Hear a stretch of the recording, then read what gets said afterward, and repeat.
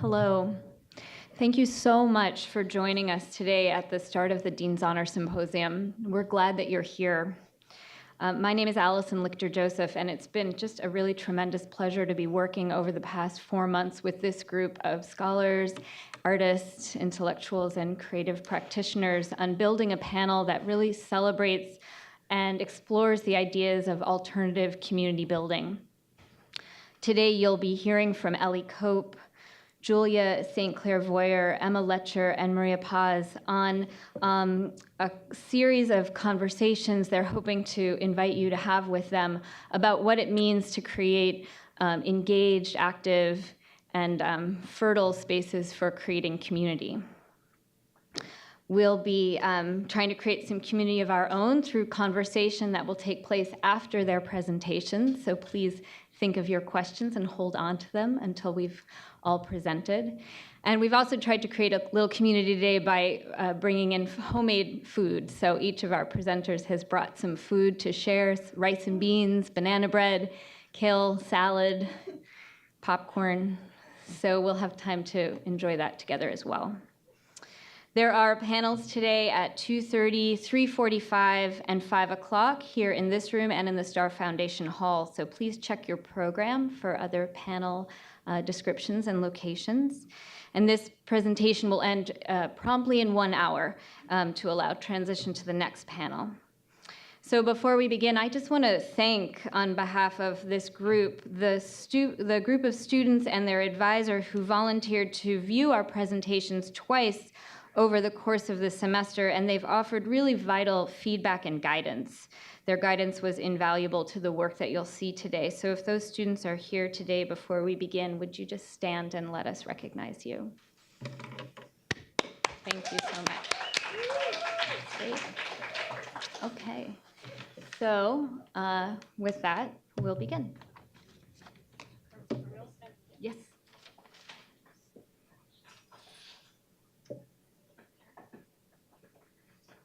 So first, we'd like to begin today by acknowledging the land on which we are gathered as the occupied ancestral homeland of the Lenape people.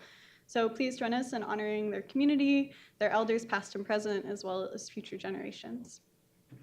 So now I would like to invite Ellie to start our presentations. Thank you. So I'm going to share, for the beginning part of my presentation, a video that I made. I'm presenting on my basement space that was funded by a New School grant that I got last semester with the help of the collective that books those shows. So I'd rather show than tell.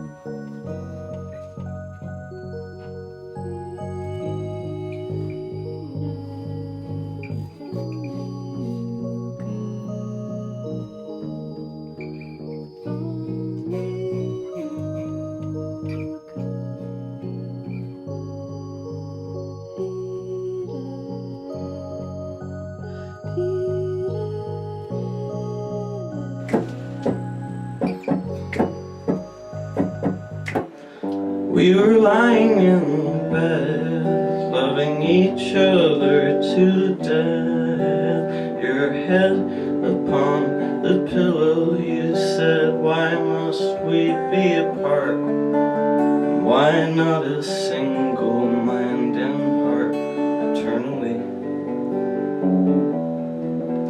I'm not saying it's wrong because I know it's right.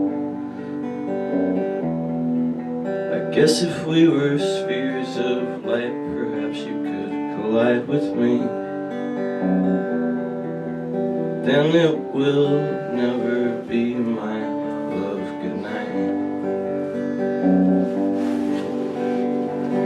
I guess I'm holding up because I mean it doesn't suck. And like, would you believe that some people are intimidated by me? Like just considering I'm dying and also penniless. Like some art school kids I saw just the other day. Nearly pissed themselves when I jumped from my balcony. But now I've run out of clever things to say. And as a child slipped through storms, yeah, in a magic park. And then when I turned 10, my daddy said, Marky, I think you've learned to love the dark. No, I still do, and I'm working to. I think I missed my train. Where is that little boy yet? He remains. Thank you very, very much. So just to talk a little bit about the beginnings of the Cottage, it was started by me and a couple of queer and trans friends that I made through the New School, through a class about sound and sexual politics, actually. And we felt a need amongst our friends and the people within our daily lives that we just knew a lot of artists, especially queer artists and the people that we were hanging out with, that had been making art and have been making art for a long time, but haven't really been getting booked to play shows because in New York City, the system of getting performance is you kind of have to have a following, whether it be on Instagram or you can guarantee that a certain number of people are going to come out to your shows. And we thought that that was super messed up because there were a lot of people that we knew that were working really hard on their art and didn't have time to be promoting themselves in these sort of extreme ways. So we looked to the New School and applied as a collective for a grant to have free shows where we could pay artists a sliding scale of $20 to $40. And the New School gave us the grant, which was amazing. Something that definitely helped was applying for it as a collective and also kind of hinging it on the need that we were seeing and kind of bringing up however much sort of like community organizing and social justice language as we could to like really, just as a word of advice if you're considering like doing something like this and applying for a grant. But yeah, we view it less as a reclaiming of space. I mean, this is my basement. I live here. I live at the Cottage with like one other person. It's less of a reclaiming of the space and more of a reclaiming of the money of the New School and finding ways of using that money that we can feel really good about. We make a huge effort to support POC artists and especially artists that are not actually affiliated with the New School. And yeah, I'm going to now introduce Emma, who's going to talk about Malta and her experiences there. But thank you so much for coming and listening. Hi, everyone. My name is Emma, and I am graduating in May with a degree in anthropology and interdisciplinary science. And I'm here to talk to you today about the research I did in Malta on Alzheimer's disease last summer. So before we begin, I would just like to ask the room if you could raise your hand if you know someone who has or has had Alzheimer's disease. Okay, keep your hands up, and if everyone could just look around for a minute. So this is a disease that has impacted all of us, or has impacted many of us in some way, and all those experiences are probably very different. But this is my reason for studying Alzheimer's disease. This is my great-grandma and my great-grandpa. She was diagnosed when she was in her late 80s, and she's a farmer. She loved to cook, she loved to garden, and she taught me a lot about those things. In the early stages of the disease, she started mixing up our names and would get confused pretty easily, but it was never that concerning to her or to us. She would always smile at the end of the conversation. It wasn't until she left the stove on and had a fall that we thought that we should move her into an elderly home. And after that, the disease progressed very quickly. She completely forgot our names. She eventually stopped talking altogether. And she would get really frustrated when we would walk in the room and she couldn't remember who we were. So I didn't have the language to understand or the knowledge to understand what was going on when this happened. And it wasn't until I took a course called Genes, Environment, and Behavior that I began to think more about the way the environment can impact us, can impact our biological function. So just a little bit about Alzheimer's disease. It's a progressive disease that falls under the umbrella of dementia. And dementia is a group of symptoms that affects mental cognitive tasks like memory and reasoning. So about 50 to 75% of people who have dementia have Alzheimer's disease. And the highest risk factor for the disease is age. So most people begin to see symptoms in their late 60s. Symptoms associated with the disease include confusion, depression, memory loss that disrupts daily life, and problems coping with new situations, which played a huge part in my research. So as the disease progresses, the symptoms will worsen, and the person will most likely need 24-hour residential care. My research took place in Malta, as I mentioned before, and there is still a lot of stigma associated with Alzheimer's disease. So when the country wrote a strategy to try to take on the disease, they decided to call it the National Dementia Strategy, because dementia is not as taboo. And they thought the population would be more receptive to it, which I found to be true. So for the rest of this presentation, I might mention dementia, but I'm still, for the most part, talking about Alzheimer's disease. So this is where Malta is. It's a small island in the middle of the Mediterranean, and I think it serves as an interesting case study for the broader public health crisis of cognitive decline associated with age. So the country has noted problems with a declining birth rate and the young population relocating to urban centers in Europe and Malta. And this is leaving Malta's elderly population it's leaving them behind. So what interested me the most about Malta is the way it centered its efforts around community engagement and development. This is important when it comes to people with dementia because we know it's bad to remove people with dementia from the social fabric that they live in, as this leads to disorientation, illness, and a lower quality of life. If we keep people with dementia in their communities, it decreases mortality rates and raises their quality of life.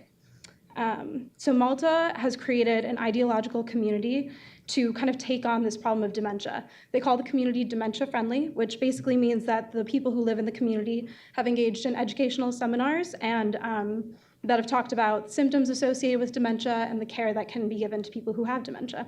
It also talks about healthy practices for aging people, like an altered diet and fitness, and community centers that aging people can go to potentially combat earlier signs of dementia. Another thing I noticed throughout my research was the dynamic nature of dementia. Dementia requires multiple modes of care to ensure that the people receive the quality of care that they need. So this visual shows the progression of dementia and the kinds of care commonly associated with it. You can see that family care would most likely be used in the early stages, which plays into my story about my grandma. We were there in the early part of her dementia.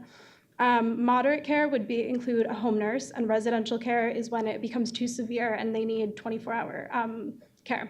So what Malta is trying to do is pushing for more home nurse care to keep people in their homes in a familiar environment and around their friends and family. This also allows them to continue going on kind of normal daily activities, so going to the grocery store, going to the pharmacy, as long as they have a home nurse to accompany them. So the bulk of my research included semi-structured interviews where I spoke with a member of the government, a researcher at the University of Malta, and the director of an elderly home. And I spoke to them about many things about dementia, and kind of the most common responses I received was there are not enough trained professionals to care for people with dementia and not enough space for them in residential homes. And this left me kind of disheartened because I thought, what are we supposed to do if there's not enough people to take care of them? But after going back through my notes and listening back to the interviews, I realized that the biggest success, according to all my informants, was interest from the community to help their neighbors who have dementia and the desire to create an inclusive environment. For example, whenever events are being planned, the local council takes into account that there are many people with dementia in this community, and they ask the question, how can people with dementia be included how can they be included best? And the other way that they're kind of taking this on is through spatial modifications. So you can see these signs. The yellow ones were installed within the last 2 years, and they include photos, bold print, and a color behind them to help people, usually using visual cues to get them around. So the program that Malta is conducting strategically enlisted the community to be at the front lines of this problem. It allowed people with familiar faces to engage with individuals who needed it the most and allows people with dementia to live for longer autonomously. I focused on the stakeholders of this pilot project who were the government worker, the researcher at the university, and the director of the elderly home. But if I went back, I would be interested in talking with the head of the shop, the owner of the bar, and the parish priest to see how they are kind of taking on this problem and making this project sustainable.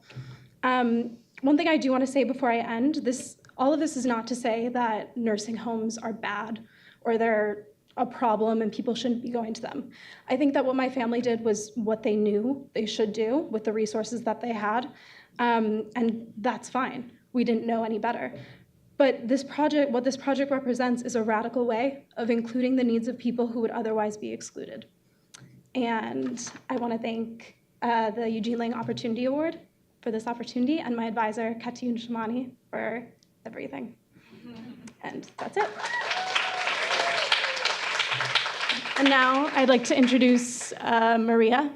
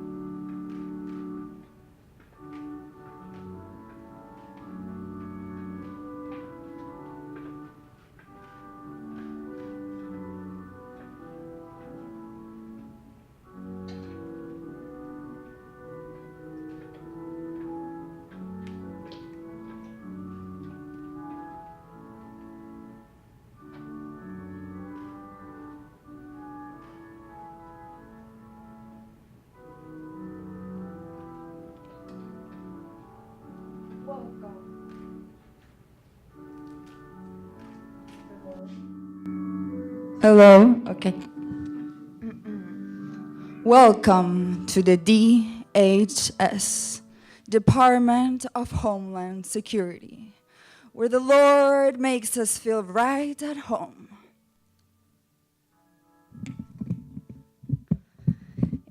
In the name of as above, so below, as within, so without. Peace be with you.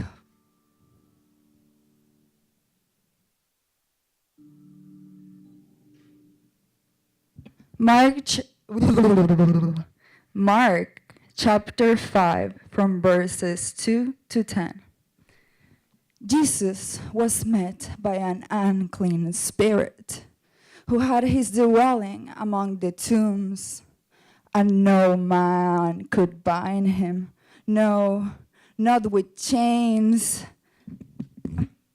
because that he had been often bound with, and the chains had been plucked asunder by him, neither could any man tame him. When he saw Jesus afar off, he fell on his knees in front of him and cried with a loud voice, "And what have I to do with you, Jesus, Son of the Most High God? I adjure thee by God that thou torment me not." For Jesus said unto him, "Come out of the man, thou unclean spirit." And he asked him, "What is thy name?" And he answered, "My name is Legion, for we are many." Dear Nunnery, would you please join me in this prayer all together? That let the eye who speak like a drop of water dissolve into the ocean, so would it be. Thank you.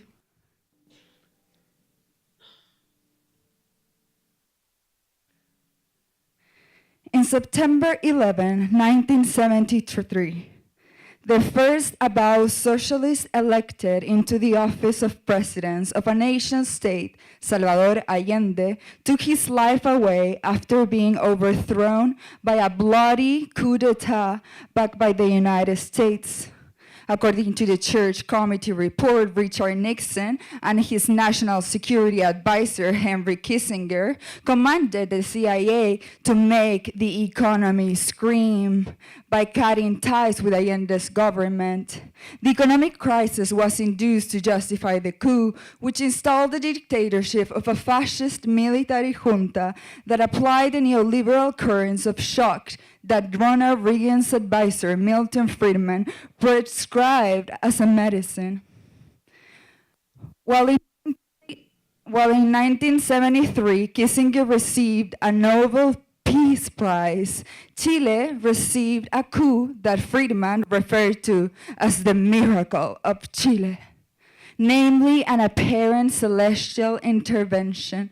Washing his hand from the blood of the coup, Friedman portrayed it as an immaculate conception rather than as the birth of a bloody dictatorship conceived by the US. He reverberated the religious tone with which the military junta, which was headed by Pinochet, delivered their pronouncement. With a sense of mission, the military junta declared that the circumstances of moral disaster obliged them to take the destiny of the country in their own hands.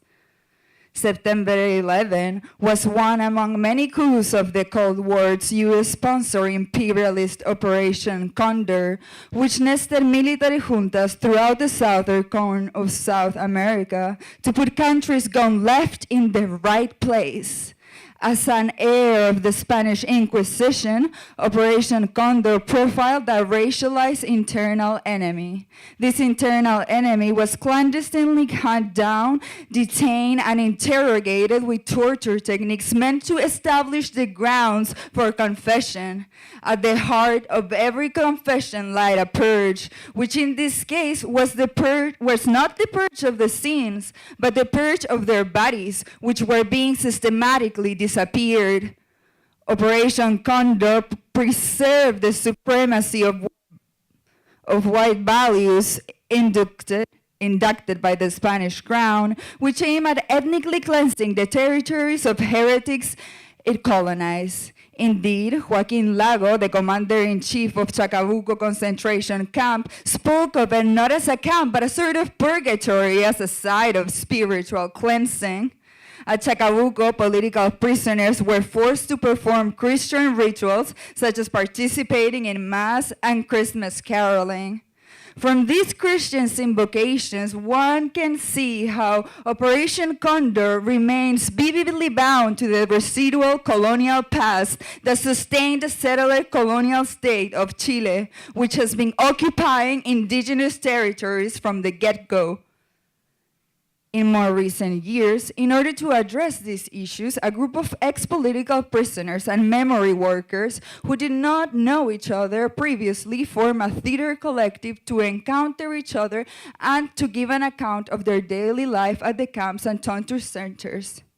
They acted out their own lives in a tragicomic play called Eras una vez 571 días de un preso político, Once Upon a Time, 571 Days of a Political Prisoner.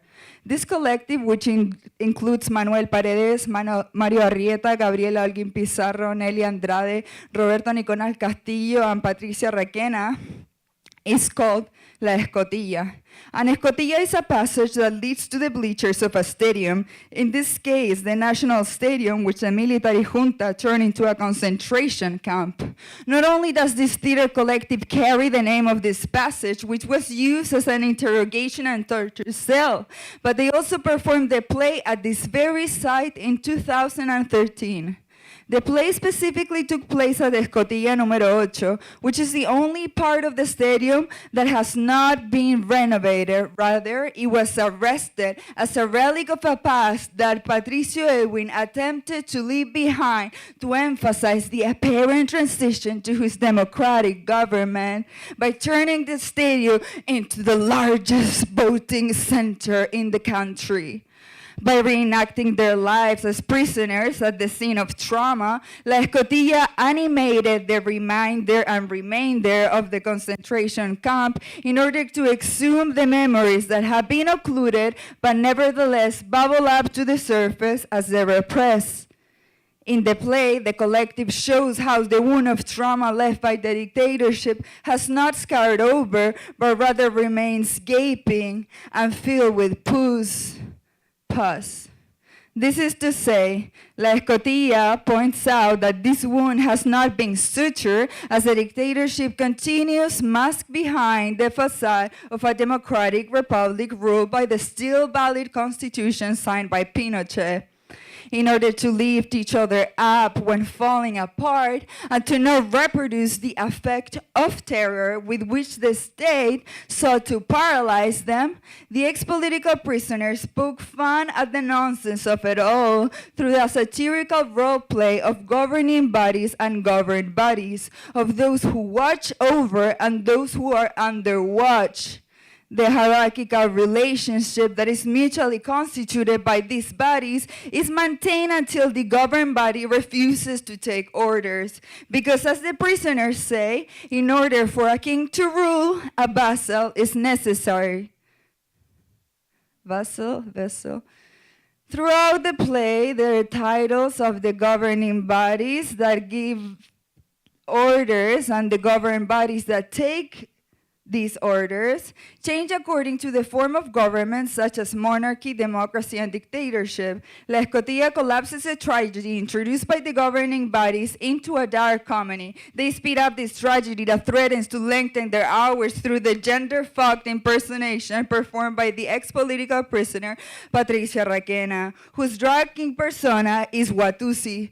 Watusi is a power-hungry prisoner who not only eats his friend Ñafle's breakfast, but also coerces him into a play a power game, for which Watusi has written the rules that allow him to continue ruling, despite Ñafle's discontent. In Watusi's investiture as Rey de los Desperdicios, king of the leftover, he is covered with a blanket as if it was the iconic Aramis Prussian-inspired full-length cape in which Pinochet dressed to kill. In this role play that is at play in the play, the dictator is defaced, disfigured, devalued, vandalized through occupation. Reading Pinochet like a book, Patricia weaponizes his discourse by ironically turning it against him when delivering it as Watusi. She repeats the words of the dictator and gives them a twist that undermines their seriousness and therefore alleviates the weight of his patriarchal authority that sought to bring the prisoners down. Despite the fact that Pinochet would have wished to have his words repeated straight, when Patricia repeats them, she twists them. She throws shade on the words with which he aimed to dictate the course of history. I would like to conclude my presentation about these carceral performances of trauma, which cannot be brought to an end once and for all, by saying that the play works as a sort of philosopher's stone with which the prisoners work their way out of an unbearable situation by dressing their wound of trauma with fiction. In the cauldron, it is the cauldron in which they perform an alchemical transmutation of affect, because as the disappeared detainees in the play say, to be sad is to be twice in prison. For them, theater became an act of resistance under siege, a battlefield to fight against their imprisonment. They refused to remain in the position of victimhood under which history has disregarded the struggle as freedom fighters.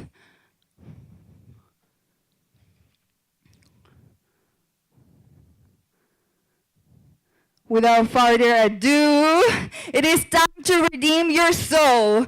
Everyone, please take out your phones. Now, please take a picture of the information on the screen so you can send money to Patricia, who is collecting money for Manuel Paredes' cancer treatment, who wrote the play. As he said to me, this play has not brought him economic success, as you can imagine, but emotional success. Last thing, interestingly, the dictatorship said that Marxism was spreading like cancer, but who are those who are left to die of cancer?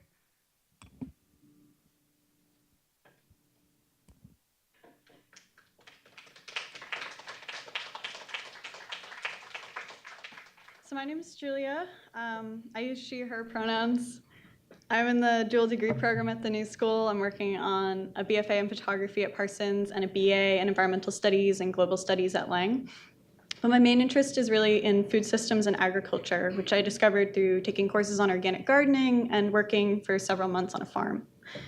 This past summer, I worked as an urban agriculture intern with Cultivating Community, and they're a nonprofit based in Portland, Maine, and they center their work around food justice, which led me to this question of what does it look like to build community around food justice? So I was interested in getting involved with this organization because I had grown up in southern Maine and because of my love of working with the soil. It felt important for me to get involved with a community that I already had some attachment to, and I plan on moving back to Portland after graduation. I want to give a little context to the significance of working within the food system in Maine. Portland is the largest and fastest growing city in Maine, and it's fairly diverse when compared with the rest of the state. And a lot of new Americans are moving to the city, so immigrants and refugees. And the state of Maine is the most food insecure state in New England. Over 16% of Maine households struggle with food insecurity. That may not seem like a high number, but that's over 220,000 people that cannot consistently access food for a healthy life. It's also estimated that over 5,000 households in Cumberland County, which is where Portland is located, rely on food pantries every month. Specifically in Portland, there are also issues of lead contamination in the soil, which make growing near people's homes very complicated. There is a growing housing shortage, which also complicates food access, and the city has an ambitious goal of reducing carbon emissions, which will ultimately shape the food network in Portland. And all of this is happening with the backdrop of a rapidly changing climate. So as an organization, Cultivating Community defines food justice as the rights of communities everywhere to produce, process, distribute, access, and eat good food, regardless of race, class, gender, ethnicity, citizenship, ability, religion, community, and includes freedom from exploitation, fair labor rights, gender equity, and is grounded in values of respect, empathy, pluralism, and knowledge. So I'd like to open the conversation to you all for a moment to ask, does this seem attainable? And what are some of the ways in which we could attain something like this? So anybody can jump in. Abolish the state. Yep, that's one way. Maybe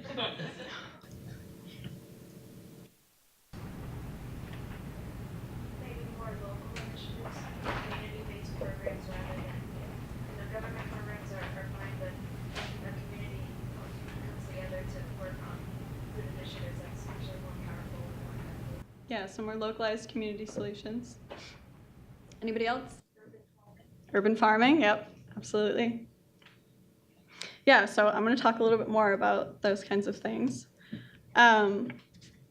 So as an organization, Cultivating Community is doing a lot of different things, and one of them is managing 11 community gardens throughout Portland, supporting over 400 gardeners and their families. So this map shows the locations of the gardens throughout the city. They also implement agriculture and nutrition education for youth throughout the city through school gardens and public schools. They manage 2 farms outside of the city through the New American Sustainable Agriculture Project, and that is where they work with new Americans to teach them how to farm in Maine's climate specifically, and also how to develop an agriculture-based business.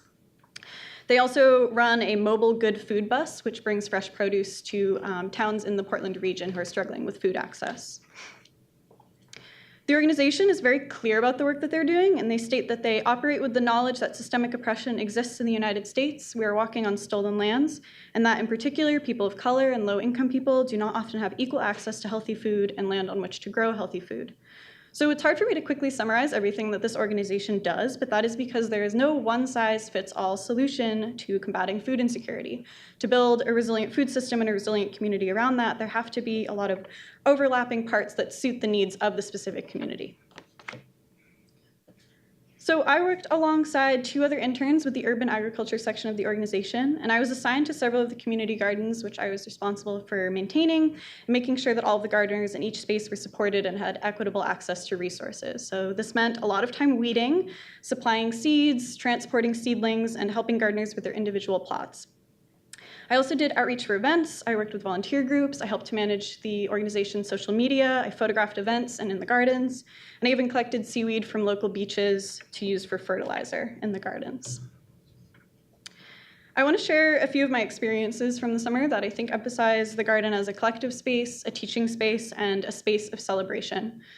So at a beekeeping event at one of the farms outside of the city, I got to see into a beehive for the first time, and it was a really mesmerizing experience. The previous owner of the hives, who had been beekeeping for over 40 years, was sharing her knowledge with some of the interested farmers. And she emphasized that beekeeping requires more than anything that the group come together collectively to build a trusting relationship with the hive.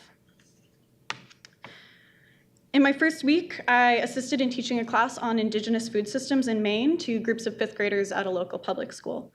The lesson we were teaching was about Native people and Native crops in the Maine region, and the discussion was centered around food sovereignty and reciprocity. It was really eye-opening for me to listen to 10 and 11-year-olds talk about things like sustainability and composting as if it were common knowledge, but it was also really shocking to listen to them butcher the word indigenous, which was a word that they had never heard before, and a reminder of the amount of work that we still have to do in these communities. And finally, one of my favorite parts of the summer were the community picnics that were hosted at several of the gardens. Cultivating Community worked alongside several other organizations in the neighborhood to bring the community together in the space of a garden over a free shared meal. There were garden tours, free produce to take home, books and games for kids, and live music. And this brought together a really diverse group of people of all ages to the space of the garden to essentially break bread together. So why community gardens and community-run farms? Gardening can take many forms. It's working on one of the farms with David and Jose Carlos, listening to Spanish pop songs while weeding. It's layering garden beds with manure and leaf matter and compost to build back the health of the soil. It's a cooler full of produce ready for a food pantry. It's a rooftop garden that overlooks the city, and it's children running around with watering cans. So gardening is taking care of each other and taking care of the land. So food insecurity is a countrywide and a worldwide issue. It's not just a problem for Portland, and it's not just a problem for Maine. And control over the food system is the power to control your health and the health of your community. So I believe that food justice begins in the soil, because most everything we eat starts in the soil. Gardening is this cross-cultural practice that builds connections between groups of people and the natural environment. And growing food is a powerful way to gain control over the complexities of the food system. But growing also requires time, labor, education, patience, and space. So tackling food insecurity means addressing and supporting the specific needs of a community on their own terms and reconnecting humans to their food system. So community gardens are integral to building resilient communities, but they are only one piece of this fight to combat food injustice. So community gardens cannot end environmental racism, they cannot solve widespread hunger, they cannot dismantle institutional marginalization, and I recognize that, but they are spaces that empower individuals, challenge assumptions, and build community around the soil. Thank you.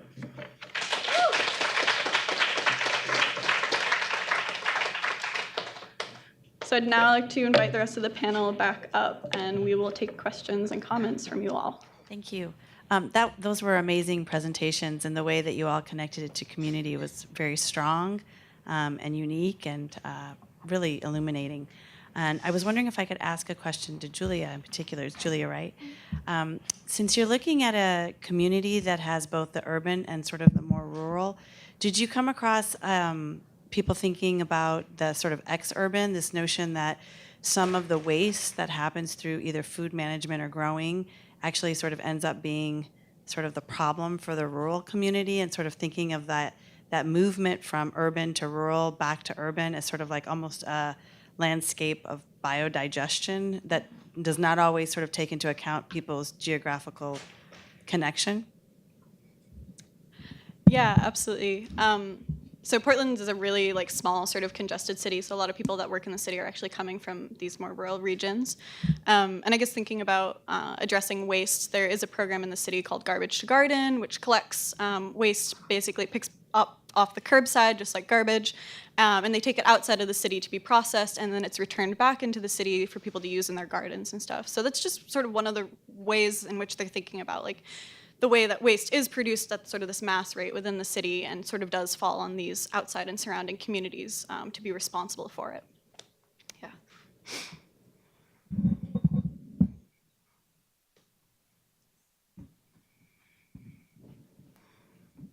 So my question is for the young lady who did the Alzheimer's talk. I forgot your name.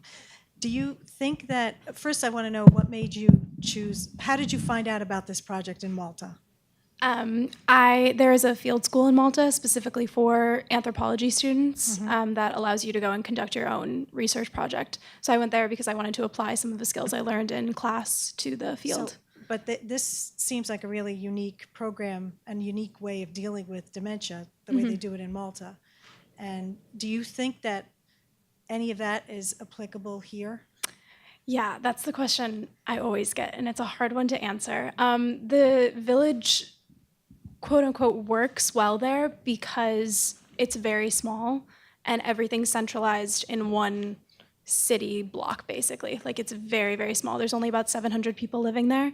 But I kind of took this project on as more of an ideology, and the idea that if we have these things in mind, we can create more accessible spaces. But it does require thinking about it, and it does require us to not just kind of keep going with our day. And I think that's something that could be applied to a lot of different concepts of disability. If we think about these things and we think about them from the perspective of someone who needs assistance, then we can create a more inclusive environment for everyone. So I do think to some extent it could be replicated here, maybe not on the same level, because I think it would have to come more from an individual level, but I think it could.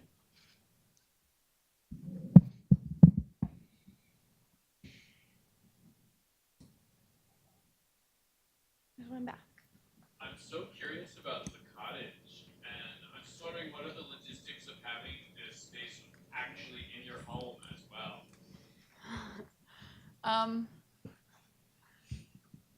Kind of overwhelming.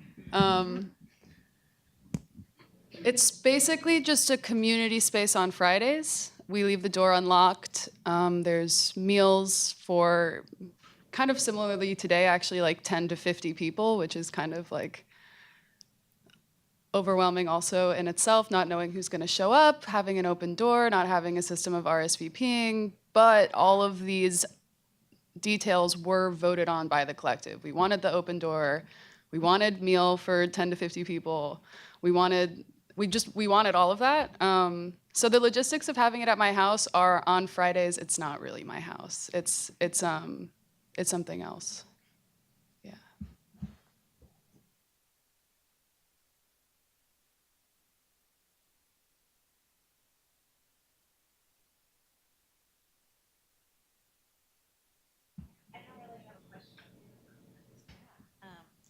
I wanted to thank the presenter who did the sort of theatrical interpretation and the moral consequences with Chile. I've learned a lot about Chile. I've never really thought about it in the consequences that you brought up about religion and subverting a system through a moral claim. I really appreciated you bringing that to bear in your presentation. And it seems like all four of you are thinking about subverting a system, right? But through community. And so I'm just curious to know, like, do you ever wonder if your community then becomes the system? And how do you prevent your community from becoming a new form of system? Okay, so I was raised singing, like, I mean, I remember I have this memory in my head of being like, for like, whenever you start preschool, how, I don't know, 4 years old, and I was singing Pro Pinochet songs. I mean, I wonder where I learned those from. So, you know, in school, the dictatorship was never addressed as a coup, and as a fascist dictatorship. It was addressed as a government, as a military government. So that is intense. So we didn't really learn about these histories. And of course, you know, many of the violences of the idea of like, yeah, I don't know if you heard the idea of mano dura, having a tough hand, and how these structures, you know, get reproduced at a familiar level. And like, it's not just that like, you know, state is just like a macrocosm for microcosms, like get reproduced internally. So, yeah.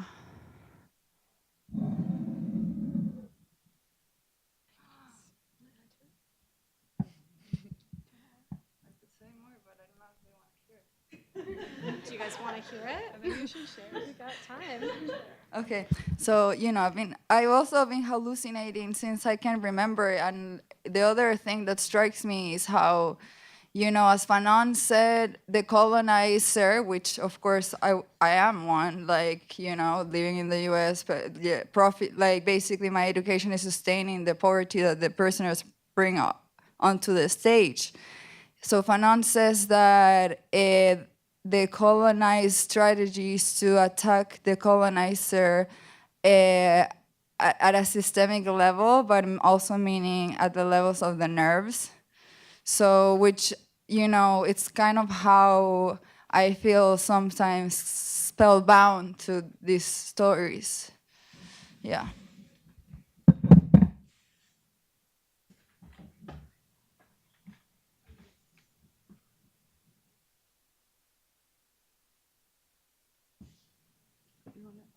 I was just going to ask if there are any more questions. I want to say just something also in response to like, how do you start building a community that's subverting a system without it becoming a system that could be harmful in the exact ways it's trying to sort of escape from?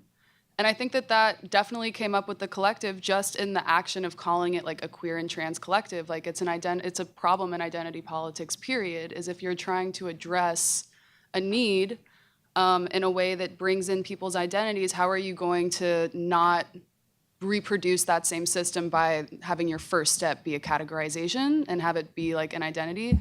And it's not something that's easily reconciled or dealt with. I think that the only answer that the collective that's been at my basement, which is small and definitely like insignificant compared to a lot of the other like real activists, like underground collectives that are doing similar stuff in the city.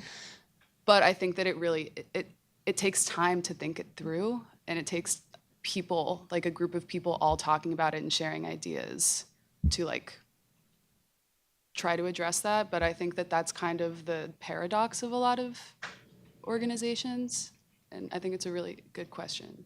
Yeah. And are there any other questions?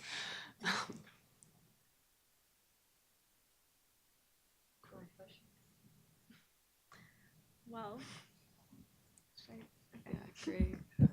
Thank you guys for coming. There is, yeah.